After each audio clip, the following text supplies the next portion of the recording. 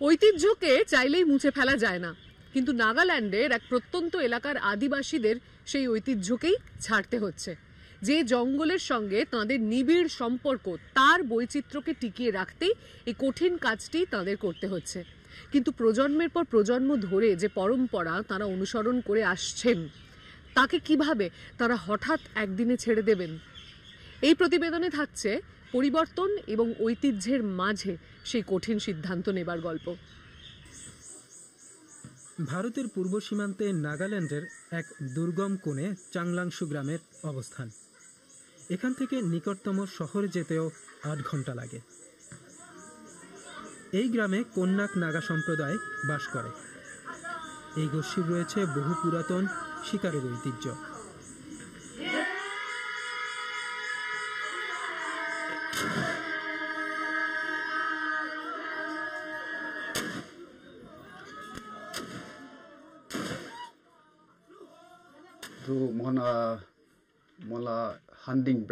আমাদের শিকারের এই রীতি আমরা পূর্বপুরুষদের থেকে উত্তরাধিকার সূত্রে পেয়েছি।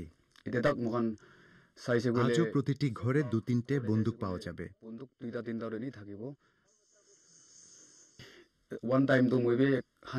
আমিও নিয়মিত শিকার করতাম। আমি বড় প্রাণী কম শিকার করলেও অনেক পাখি শিকার করেছি। ৪০ বছর বয়সী ওয়ানমাই বাবার কাছ থেকে শিকার শিখেছিলেন। ভারতের অন্য জায়গায় শিকার নিষিদ্ধ হলেও নাগাল্যান্ডে আদিবাসী প্রথা হিসেবে তা টিকে আছে। কিন্তু কয়েকশো বছরের এই প্রথার কারণে এলাকার বন্যপ্রাণীর সংখ্যা কমতে থাকে। চাংলাংশুর জঙ্গলে নেমে আসে নীরবতা। আমরা আগে যেসব পশু পাখি দেখতাম সেগুলো ধীরে ধীরে হারিয়ে যাচ্ছিল। কিছু প্রাণী তো আমাদের বন থেকে একেবারেই উধাও হয়ে গেছে। গ্রামের অন্য সবার মতো ওয়ানমাইও প্রথমে বন্যপ্রাণী কমে যাওয়া নিয়ে মাথা ঘামাননি। ২০১৫ সালে হিমালয়ের এক বন দেখে তার চিন্তা বদলে যায়। সেখানে স্থানীয় আদিবাসীরা সক্রিয়ভাবে জীববৈচিত্র্য রক্ষা করছিল। প্রকৃতি বাঁচানোর ক্ষেত্রে তাদের নিষ্ঠা ও ভালোবাসা আমাকে গভীরভাবে নাড়া দিয়েছিল। তাছাড়া তাদের বনে পশু পাখির সমৃদ্ধি দেখে আমি ভেবেছিলাম আমাদের গ্রামেও এত পশু পাখি, জীবজন্তু ও বনাঞ্চল থাকলে কত ভালো হতো।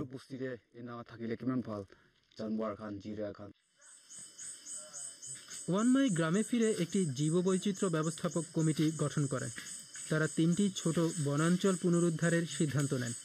সেখানে আগে গ্রেট হর্নবিল সহ নানা পরিযায়ী পাখি আসত। বনগুলোতে শিকার নিষিদ্ধ ঘোষণা করা হয়। গ্রাম সভায় আমরা বন্যপ্রাণী সংরক্ষণ বিষয়ে আমাদের ভাবনার কথা বলি। তারা প্রথমবার এরকম কিছু শোনেন।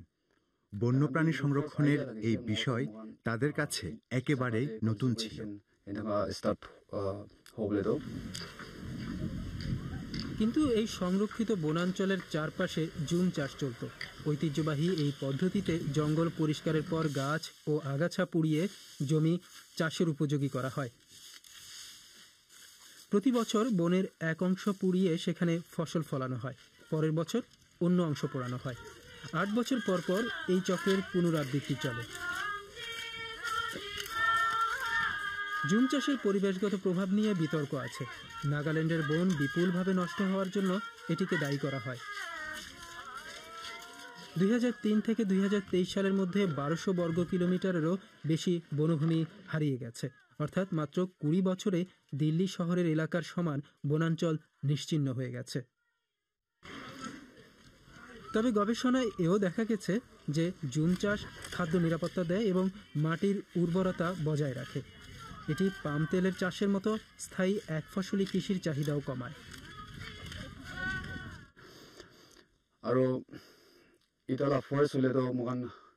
সময়ের সঙ্গে আমরা শুধু আমাদের জনপদটিকে সংরক্ষিত এলাকা বলে ঘোষণা করেছি।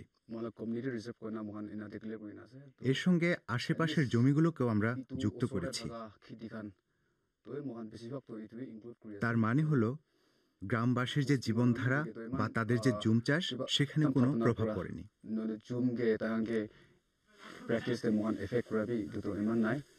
এই সংরক্ষণ প্রকল্পে প্রায় ৪ হেক্টর জমিতে ৩,০০০-এরও বেশি গাছের চারা লাগানো হয়েছে। এটি এখন একটি পাঠশালা যেখানে কোন্যাক সম্প্রদায়ের নতুন প্রজন্ম শিকার ও জুম চাষের বাইরে গিয়ে প্রকৃতিকে নতুন চোখে দেখতে শিখছে। প্রকৃতি সংরক্ষণ কি বা বন্যপ্রাণী কিভাবে রক্ষা করতে হবে, আগে আমরা তা জানতাম না। এখন এই প্রকল্পের মাধ্যমে আমরা পরিবেশ রক্ষার ঐতিহ্যকে এগিয়ে নেওয়ার সর্বোচ্চ চেষ্টা করছি। 21 বছর বয়সী অ্যাংভা এই প্রকল্পের প্রথম স্বেচ্ছাসেবক ছিলেন। এখন তিনি প্রকৃতি শিক্ষক হিসেবে ছাত্র ও তরুণদের এখানে নিয়ে আসেন।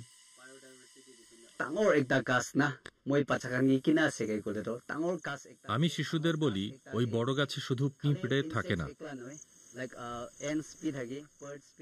পাখি থাকে, পাখির বাসা থাকে, আরো নানা প্রাণী থাকে। আমি তাদের গাছটির কাছে গিয়ে যেসব প্রাণী সেই গাছে থাকে তার তালিকা তৈরি করতে বলি। এতে তারা বুঝতে পারে একটি গাছ কাটলে কত প্রাণীর ক্ষতি হয়।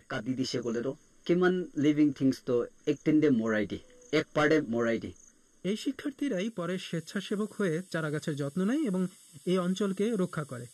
ক্যানোপি কালেকটিভের গবেষক নয়নতারা শিলিগুড়ি চাংলাংশুর প্রকৃতি শিক্ষকদের সাহায্য করছেন। তিনি আদিবাসী সংস্কৃতি ও প্রকৃতি সংরক্ষণের সমন্বয় খুঁজছেন। We have been working together to build or design এমন একটি কর্মসূচি নেওয়ার চেষ্টা করছি যাতে গ্রামের তরুণেরা ও শিশুরা তাদের নিজস্ব ভাষা ও সংস্কৃতির মধ্যে থেকে প্রকৃতি সংরক্ষণের কাজে যুক্ত হতে পারে। Culturally relevant, involving elements of the local language, local ecology and local culture in the content that is also being used to talk about restoration. প্রতি রাতেই ছোট ছোট দল শিকারে বের হয়, তবে তরুণ প্রজন্মে এই রীতি ধীরে ধীরে কমছে। এতে ওয়ানমাই খুশি। চাংলাংশুতে এখন বন্যপ্রাণী সংরক্ষণের বীজ রোপিত হয়েছে। আমার অতীত জীবনে আমি সুন্দর সুন্দর সব পাখি শিকার করতাম, সেজন্য আজ আমি অনুতপ্ত। এখন পাখি দেখলে আমি তাদের প্রজাতি চিনতে চাই। আগে সব জঙ্গলে প্রচুর প্যাঙ্গোলিন, হরিণ, গন্ধগোকুল ও বনবিড়াল ছিল।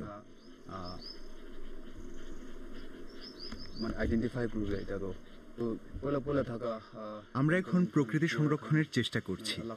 যদি সেই চেষ্টা সফল হয় তাহলে আমরা বিশ্বাস করি আবার এইসব প্রাণীরা ফিরে আসবে।